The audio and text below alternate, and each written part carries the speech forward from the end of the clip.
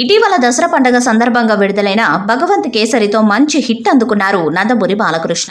అభిమానుల చేత man of masses, Nandamuri నటసింహంగా పిలిపించుకునే బాలకృష్ణ ప్రస్తుతం బాబీ కొల్లి దర్శకత్వంలో ఒక మాస్ ఎంటర్టైనర్ను సిద్ధం చేస్తున్నారు. బాలయ్య కెరీర్లో ఇది 109వ చిత్రం కావడంతో పాటు ఇటీవలి తొలి గ్లిమ్స్తో ఈ చిత్రంపై అంచనాలు బాగా పెరిగాయి. అయితే ఈ సినిమాతో బాలయ్య పాన్ ఇండియా అరంగేట్రం చేస్తున్నారని ఈ నటి ఊర్వశి రౌటేల తెలిపారు.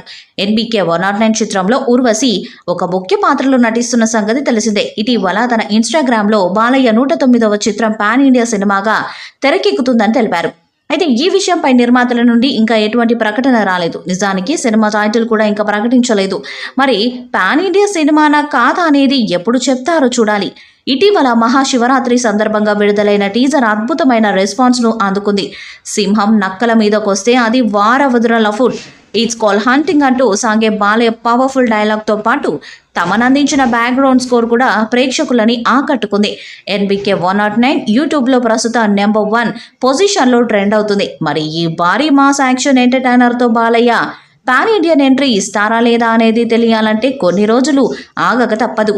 ఈ చిత్రాన్ని సితారా ఎంటర్టైన్మెంట్స్ పతాకంపై నాగవంశి నిర్మిస్తున్న సంగతి తెలిసిందే. గత సంవత్సరం మెగాస్టార్ చిరంజీవికి వాల్తేరు వీరయ్య సినిమాతో బ్లాక్ బస్టర్ ఇచ్చిన దర్శకుడు బాబీ తమ అభిమాన హీరోకి కూడా మంచి హిట్ ఇస్తారని నందమూరి అభిమానులు ఆశిస్తున్నారు.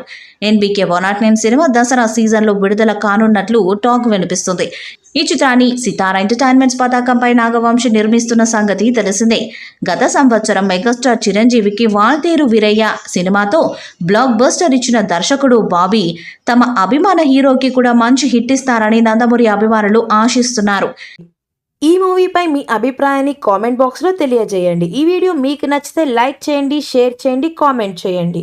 మరిన్ని అప్డేట్స్ కోసం మన ఛానల్ని సబ్స్క్రైబ్ చేయండి. అలాగే పక్కనే ఉన్న గంట సింబల్ని గట్టిగా టంగ్ టంగ్ అని కొట్టేసేయండి.